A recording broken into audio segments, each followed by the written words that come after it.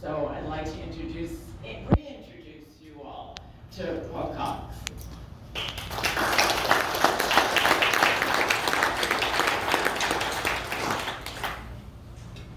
Well, these kinds of things are supposed to be organized where the keynote speaker comes last. And I'm the last speaker, but I'm definitely nobody's keynote. Well, oh, you're going to speak again? Oh, well, there you go. Ron has done a tremendous job. We can all see that. And there are many people in this room who contributed to the GI movement. I was a latecomer to the game.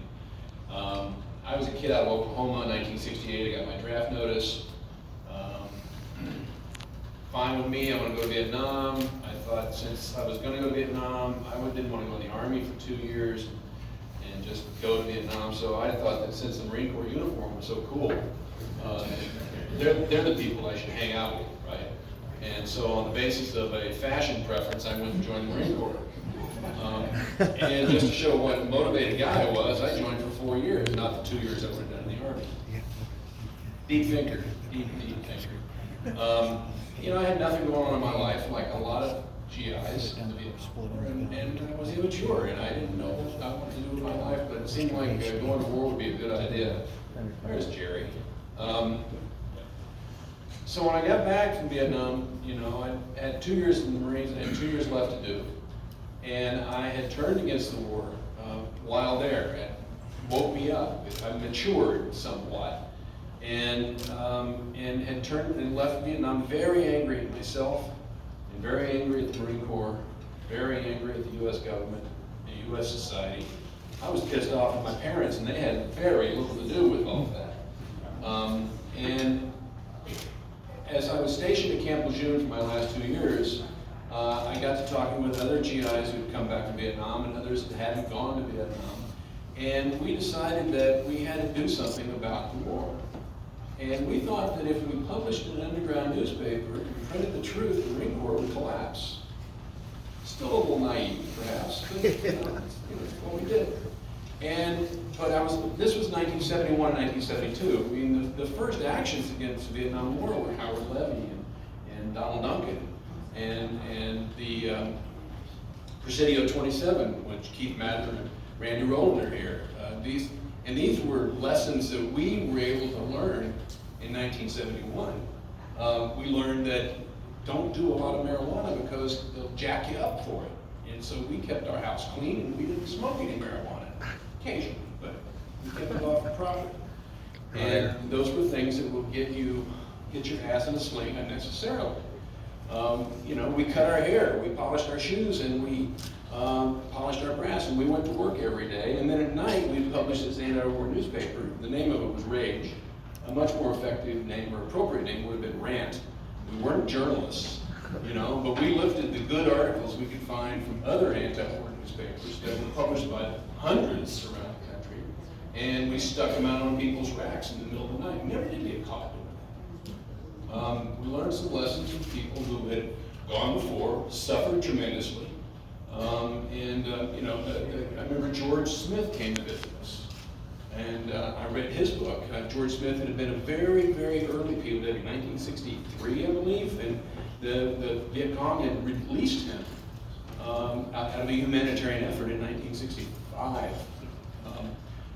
Is he still alive? And he wrote a book called POW.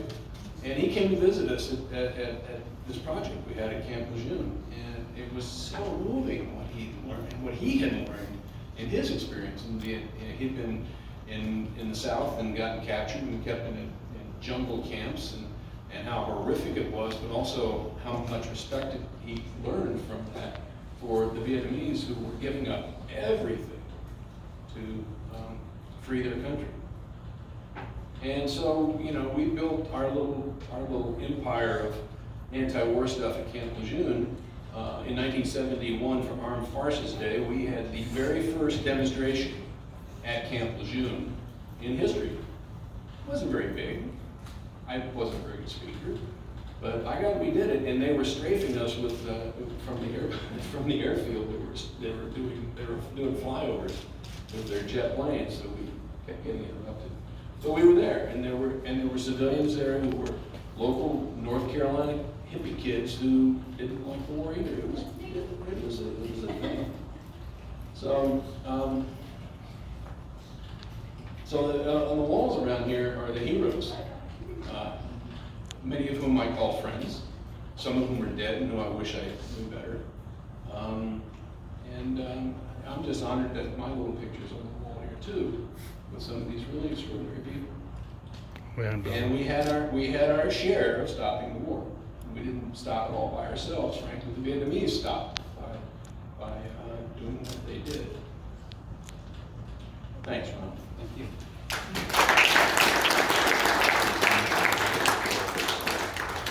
So once again, I'll reiterate, Gerry, I gave you a very nice introduction. I'm not going to repeat it, but again, I mean, an extraordinary. I mentioned that, right, the rebellion took a number of forms in Vietnam and during the history of the war. Some people just refused orders, some folks walked away, and some people left their known lives for a foreign country. And Gerry Condon is one of those people, so it's a pleasure.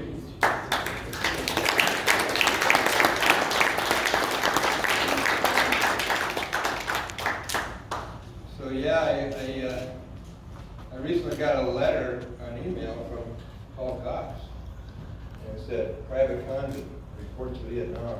So I actually am going to Vietnam for the very first time in September.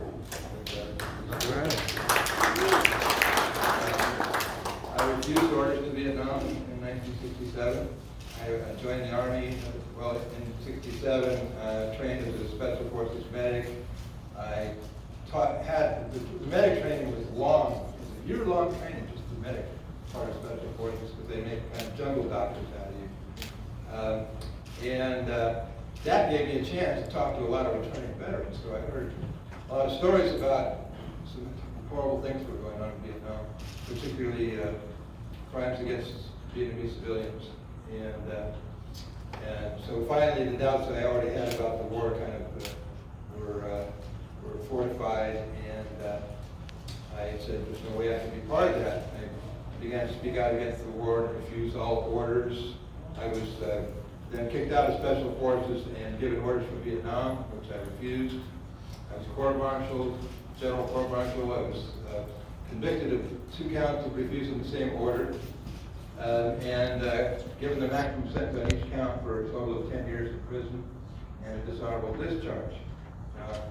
Fortunately for me, by the time they got around to actually convicting me and sentencing me, I had escaped and gone AWOL to Canada and then to Sweden. And so I was kind of amused by Paul's accounting of, keeping their house clean and their hair short and their shoes shined. Because, as deserters, we did just the opposite. We immediately grew our hair and started smoking as much dope as we could. This picture of me here is actually kind of a fraudulent picture in a way, because it's when I came back, after 6 years in Sweden and Canada, I came back to the States as part of a campaign for amnesty for war resistors. And I was under a lot of pressure. I agreed to cut my hair, shave my beard, clean up my act. The one thing I held on to was a little mustache. They tried to take that away from me, but I said no. And I ended up going on a 50-city speaking tour in the U.S. For amnesty. And by that time, of course, the mood of the country, as far as the war was concerned, had totally changed. Most people realized, at a minimum, that it was a horrible mistake. And the government was on the defensive. They didn't really want to have to make a martyr out of a former Green Beret war resistor. Didn't want to admit that there were Green Beret war resistors. They eventually dropped my sentence altogether. So my 10-year jail sentence, I never did a single day of it. And but as I often say, I've been a prisoner of the peace movement ever since.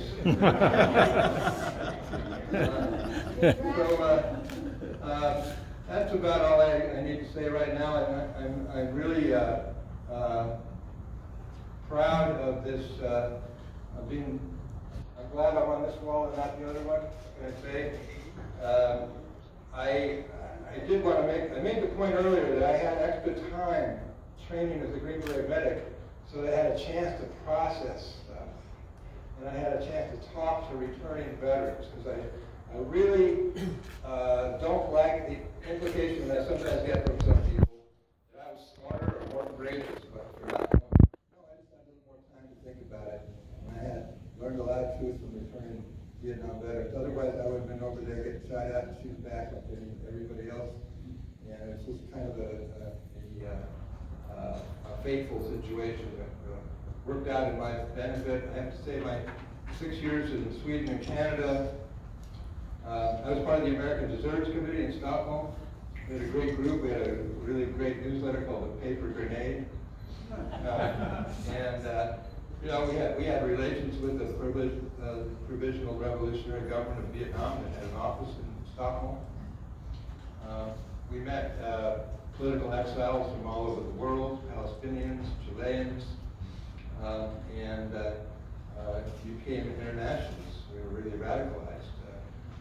We worked closely with the Swedish anti-war movement and with the whole European anti-war movement and the international anti-war movement, as well as having relations with the peace movement in the U.S. So it was a powerful, formative experience for me and for many. And you know, there were people who went into exile, draft resistors and deserters, thinking mainly of desert. Most of us in Sweden were deserters, by the way. And I should say that there were 800 of us went to Sweden, approximately. So it's not that many. And there were never more than 500 at one time. There's still maybe a couple hundred still there, including some close friends that I've reconnected with recently. They've become Swedes, you know, basically. Whereas in Canada, you know, there were between 60 and 100,000 of us.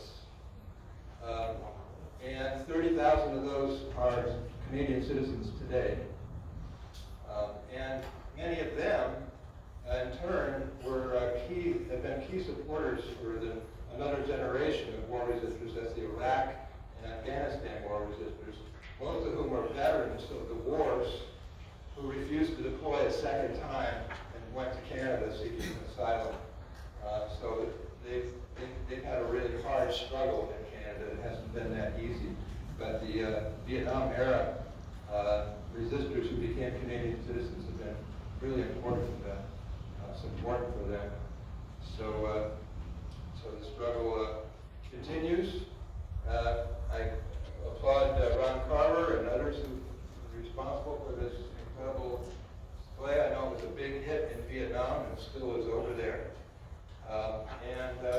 It remains an unknown history for most people. We still hear about, you know, the peace movement, peace activists sitting on returning soldiers, instead of the true story, which was that the returning soldiers were leading the peace marches, anti-war marches in the late 60s and early 70s, and continue to play an important role. And we have to hang on to that legacy. We have to share it with as many people as possible, and we have to encourage and support continuing resistance in the military, because we're up to no good in many places in the world right now, and it's dangerous times that we're in. All the more important that this legacy is maintained, and that Veterans for Peace gets bigger and stronger and supports the younger generation of veterans and GIs and war resistors. Thank you.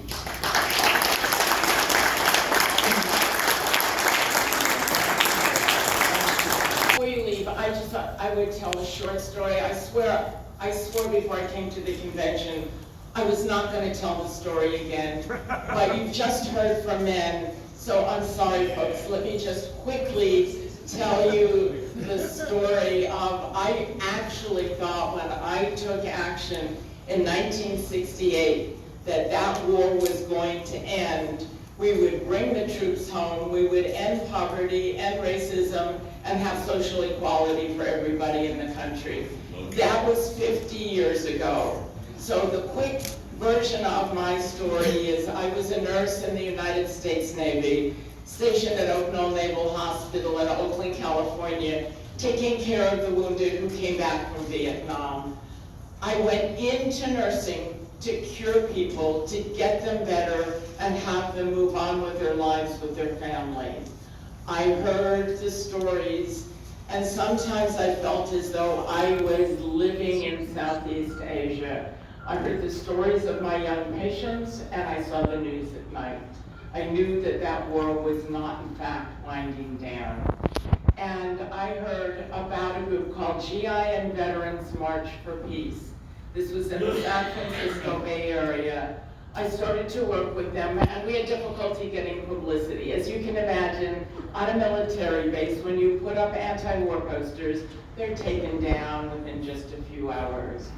And I watched the news, like most of us who were around at that time, and saw that the United States was dropping flyers on the Vietnamese in South and Central Vietnam, urging them to go to protective hamlets, where they wouldn't be bombed and where they wouldn't be sprayed with Agent Orange. And I thought, if the United States can do this in a country 8,000 miles away, why can't we drop peace leaflets on military installations in the San Francisco area?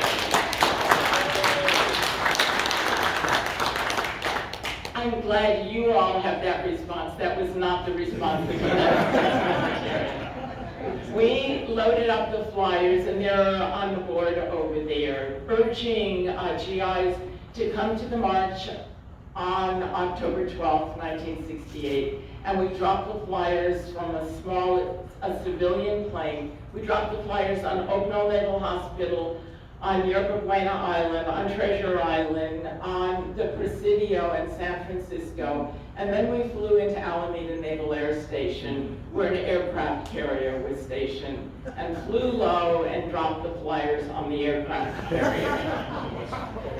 And then we came back to Palo Alto Airport, and I held a press conference, and in my uniform, and said, I am in the United States Navy, I am a nurse, and I am against this war in Southeast Asia, and it's not just me. There are many, many other people in the military who are also against the war, but they will at some point speak out. But right now, we knew then that the military and the government would come down really hard on others.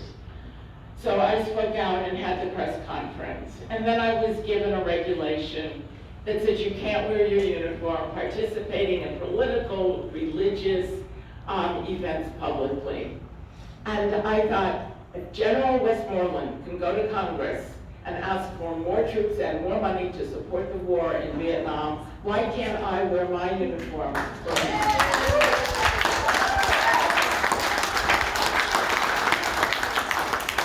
And so on October 12, 1968, I wore my uniform and spoke out against the war. The military were incensed that I called this a dirty, filthy war and said support the boys by bringing them home. But that was the truth. And as I said, I took that action. I was then tried by General Court-Martial about 6 months later and found guilty of conduct unbecoming an officer and probably a gentlewoman who was dropping the flyers on military bases and then disobeying a general military Navy regulation by wearing my uniform. It took the court-martial board less than an hour to find me guilty of both charges, but I never denied the charges. And of course, they had TV coverage to say, yes, I did it. And I received a sentence of 6 months confinement and hard labor dismissal from the military, forfeiture of all pay and allowances. I know that times have changed because the hard labor that I had was being sent back to the hospital to continue to work. And I just think all of these stories that you've heard today are so important a part of the history of the military during the times when you feel like, oh my goodness, how can I speak out? What is there to say? I hope that for all of the younger generation who hear these stories understand that probably those of us in the military had an additional responsibility to speak out against the war, against the genocide, against the destruction, against this constant search and support of American corporate powers against international peace. And as Gerry said, we have a larger struggle ahead of us. We have many other areas of the world where we are responsible because we cannot stop our military might from going overseas and destroying civilian populations and continuing the wars and causing, my goodness, the climate change that then increases wars and the need for people to survive. We all here know better. We're part of Veterans for Peace, and because we know, we need to work together to stop these endless wars and to begin working for peace.